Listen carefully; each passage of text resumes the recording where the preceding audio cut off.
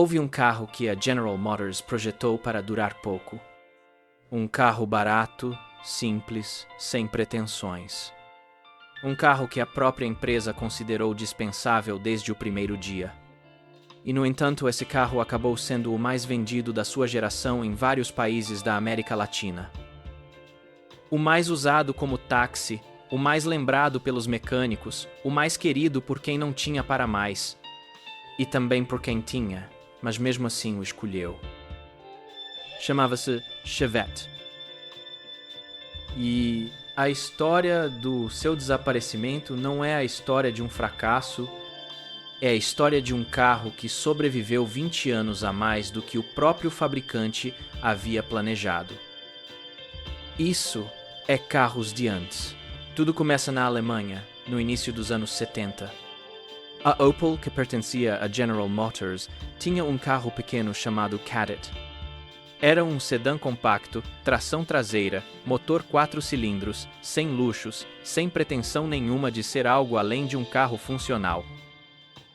Mas dentro da General Motors, alguém olhou para aquele projeto simples e enxergou uma oportunidade gigantesca. A empresa tinha fábricas espalhadas pelo mundo inteiro, e cada uma delas precisava de um carro de entrada, barato, fácil de produzir em massa. A ideia foi simples, quase óbvia quando se olha em retrospecto. Pegar esse projeto europeu, adaptá-lo à realidade de cada mercado e lançá-lo com nomes diferentes conforme o país. Na Austrália seria o Holden Gemini. No Japão, o Isuzu Gemini. Na Inglaterra, o Vauxhall Chevette. Nos Estados Unidos, o Chevrolet Chevette. E no Brasil, onde a empresa tinha uma de suas subsidiárias mais importantes de toda a América Latina, também se chamaria Chevette. Ninguém imaginava naquele momento que esse nome ia se tornar sinônimo de simplicidade, de resistência, de um tipo de carro que praticamente não existe mais. O Brasil foi o primeiro país latino-americano a recebê-lo. Em 1974, a General Motors do Brasil lançou o Chevette como sedã de 2 portas. Era um carro pequeno, com motor de 1,4 litro, 68 cavalos de potência, câmbio manual de 4 marchas. Números que hoje parecem risíveis, mas que na época representavam exatamente o que o mercado brasileiro precisava. Não impressionava no papel, mas chegava no momento certo. O país vivia um momento de expansão da classe média, as cidades cresciam e havia uma demanda enorme por um carro que fosse barato de comprar, confiável no dia a dia e, principalmente, fácil de manter. O Chevette era tudo isso. E nos anos seguintes, a família inteira de modelos cresceu ao redor dele. Vieram o sedã de 4 portas, o hatchback de 3 portas, chamado Chevette Hatch, uma perua de 3 portas conhecida como Marajó, e uma picape vendida sob o nome de Chevy 500, que se tornaria um símbolo do transporte de carga leve em zonas rurais e urbanas por igual. A família inteira construída sobre o mesmo chassi simples, o mesmo motor básico, a mesma filosofia do o suficiente. Não era um carro pensado para impressionar visitas. Era um carro pensado para resolver a vida de quem precisava ir trabalhar todos os dias. A Argentina teve sua própria versão, ainda que com um nome diferente. A General Motors Argentina lançou, em 1974, o Opel K180, um sedã de 4 portas baseado na mesma plataforma do Chevette brasileiro, mas com um motor diferente. Um 4 cilindros de 1.800 centímetros cúbicos, desenvolvido inteiramente na Argentina, que entregava 86 cavalos. Era, no papel, o Chevette mais potente de todo o continente. Chegou a ganhar o prêmio de carro do ano em 1977, um reconhecimento importante num mercado automotivo que já era competitivo. Mas a história argentina teve um final abrupto. A General Motors encerrou suas operações no país em 1978 por causa de uma combinação de problemas financeiros e instabilidade econômica que afetava toda a indústria automotiva argentina naquele momento. O K180 desapareceu depois de apenas 37 mil unidades produzidas, um número pequeno se comparado ao sucesso que o carro teve em outros mercados. Anos depois, já nos anos 80, o Chevette brasileiro voltaria à Argentina, mas dessa vez sob a marca GMC, importado diretamente de São Paulo, numa tentativa da General Motors de reconquistar um mercado que havia abandonado. Na Colômbia, a história foi completamente diferente, e é talvez a mais importante de toda essa trajetória. O Chevette chegou em 1981 como o primeiro automóvel montado pela General Motors no país, depois que a empresa comprou a Cole Motors, que até então havia sido uma fábrica da Chrysler. O primeiro modelo foi um hatchback de 3 portas. 2 anos depois veio o sedã de 4 portas, e foi com essa versão que chegou o personagem que definiria o Chevette colombiano pelos 15 anos seguintes: o Tax. Porque o Chevette sedã se tornou o táxi mais comum da Colômbia inteira. Econômico para comprar, barato para manter, com peças disponíveis em qualquer esquina de qualquer cidade do país.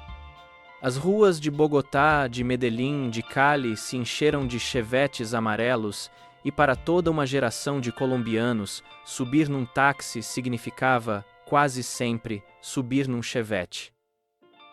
Quando a Cole Motors parou de montá-lo em 1993, o carro já tinha se tornado parte da paisagem urbana do país. E mesmo assim, a Colômbia continuou importando unidades do Equador até 1996, porque a demanda simplesmente não parava. A Venezuela também montou o Chevette, com motor de 1.600 cm3, o mesmo usado nas versões mais equipadas do carro no Brasil. E o Chile o comercializou sob o nome Chevette DL, com uma trajetória de sucesso parecida com a dos outros mercados da região. Mas o Chile também foi o primeiro país a se despedir oficialmente do Chevette. Em 1992, uma nova regulamentação ambiental passou a exigir conversor catalítico em todos os carros novos vendidos no país, uma tecnologia que o Chevette simplesmente não tinha e que, dado o seu projeto dos anos 70, seria caro demais adaptar. Essa regulamentação tirou o Chevette do mercado chileno antes mesmo que aquele ano modelo terminasse, um final abrupto para um carro que até aquele momento vinha vendendo normalmente.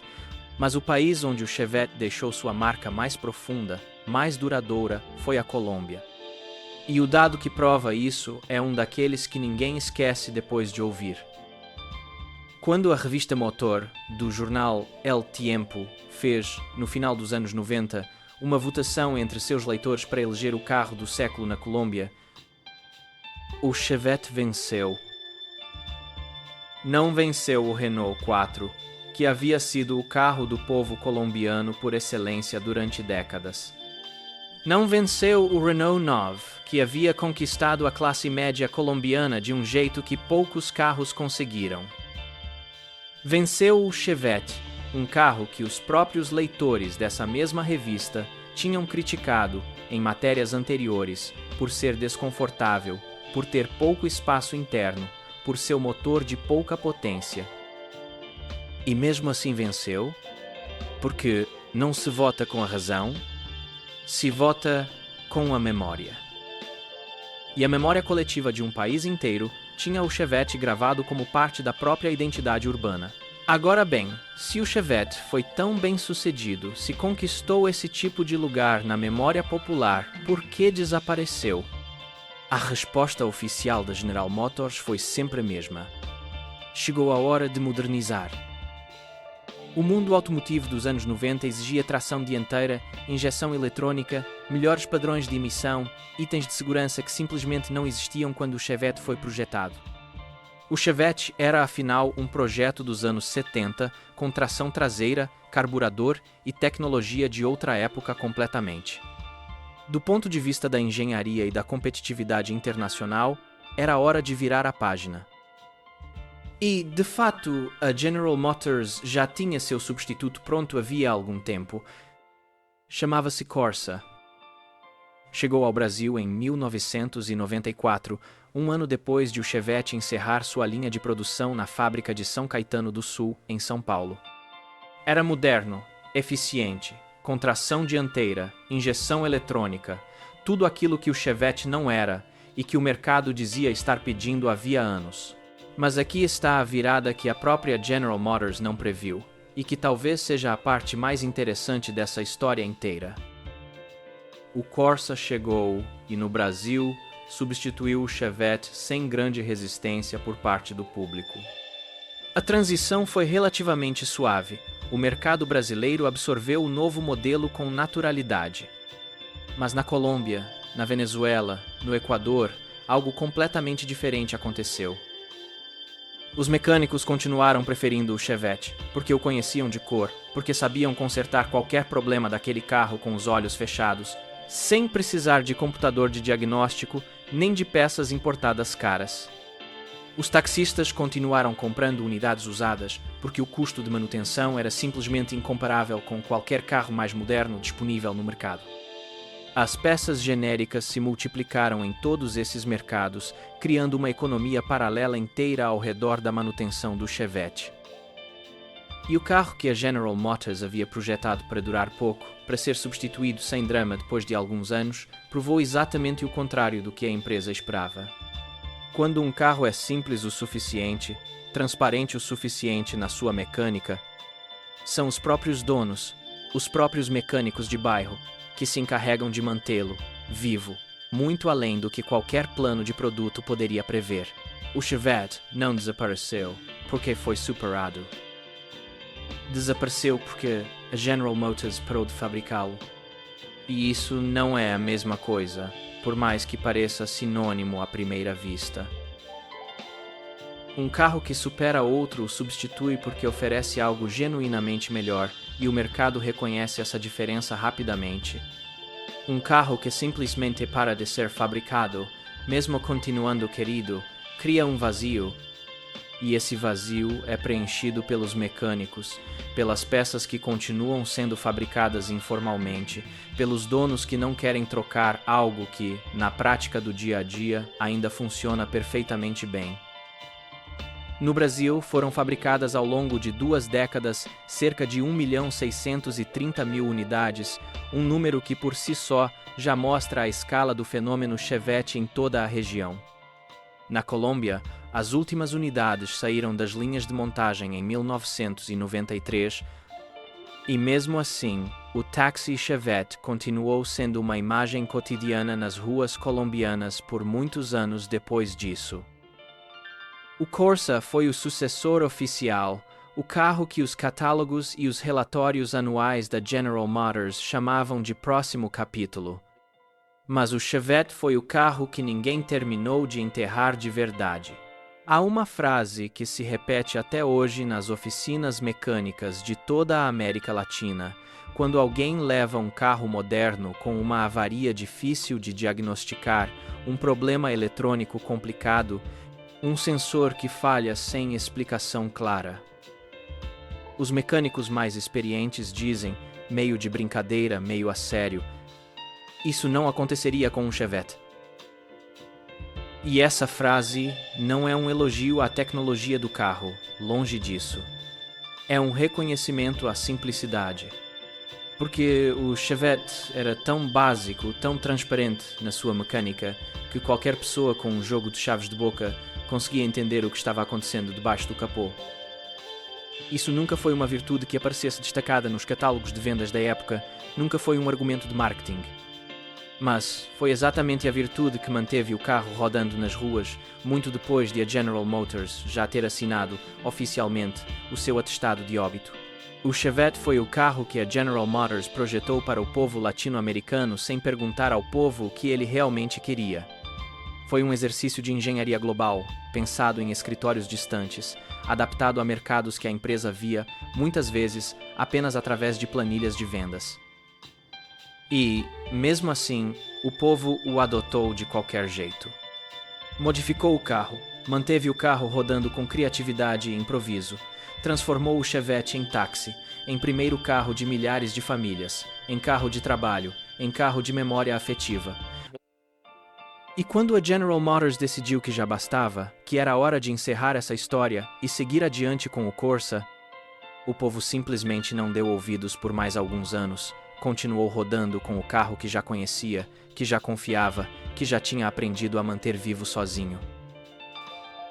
É assim que terminam as histórias dos carros que de verdade importaram. Não com uma decisão de fábrica, mas com a última unidade que ainda roda em alguma esquina, mantida viva por alguém que decidiu que aquele carro ainda tinha história para contar.